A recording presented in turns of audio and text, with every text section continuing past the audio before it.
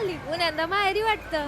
नवरा चांगला आहे तुझा? नुसता नवराच नाही, सरकार बी चांगलं आहे माझं. बायकासनी एसटी बसच्या तिकिटावर 50% सूट दिली आहे. सांगतीस काय? हा, पण कधी विचार केलाय ही योजना बंद झाली आणि दुसरं सरकार आलं तर?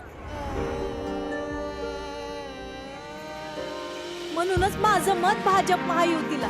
भाजप महायुती हाय तर बायकासनी एसटीच्या तिकिटावर 50% सूट हाय.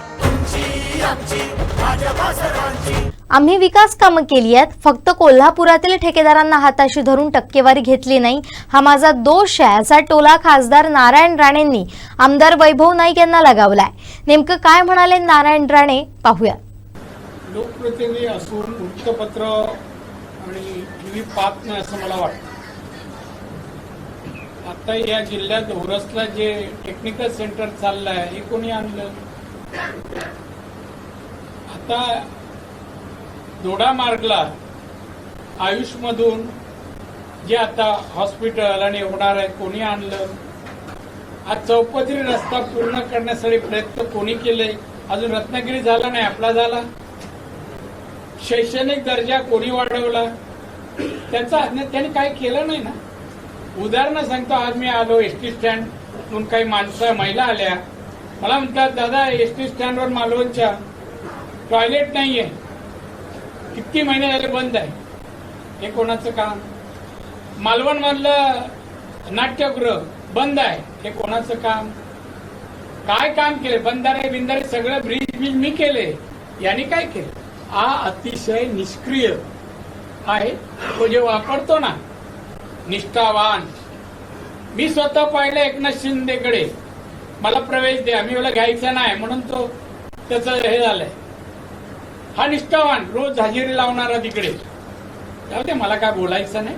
मी एवढंच मी सांगेन की आम्ही केले कार्य लोकांसमोर आहे. पत्रकारांनाही ते दिसत नसतील तर असे प्रश्न विचार. पाय ते मी देऊन दाखवतो, गोंसरी धरण दाखवतो, टाळंबा दाखवतो, अनेक धरणं दाखवतो आणि ब्रिजही दाखवतो. आणि त्यांनी एखादं सांगावं. हा, आम्ही एकच केलं नाही. कोल्हापूरमधून एखाद्या कॉन्ट्रॅक्टरच्या नावावर आम्ही कामं नाही घेतली. माझ्या आयुष्यात मी कामं नाही घेतली, टक्केवारी घेतली नाही. मी बोला मला विकास करायचे, हा माझा दोष आहे. टक्केवारी घेतली नाही आणि कॉन्ट्रॅक्टर घेतली नाही. आणि म्हणून तुम्हाला न काम करणारा, विधानसभेत न बोलणारा, ज्याला बोलता येत नाही असा आमदार द्यायचा असं माझं काही मत नाही. पण आमचा लोकसभेत काम केलेला, एमकॉम पीएचडी केलेला, अतिशय चांगला शिकलेला उद्योजक आणि त्याने अतिशय जनतेची नाळ या जिल्ह्यात ओळखली असल्यामुळे तो काम चांगलं करेल हा विश्वास देऊन आम्ही त्याला तिकीट तिन्ही पक्षाने म्हणून दिलेली आहे. आमचे दिवसभरातले सर्व अपडेट्स, ताज्या घडामोडी आणि थेट लाईव्ह पाहण्यासाठी सबस्क्राईब करा, लाईक करा कोकणचं नंबर 1 महा चॅनल कोकण 7 लाईव्हचं YouTube चॅनल.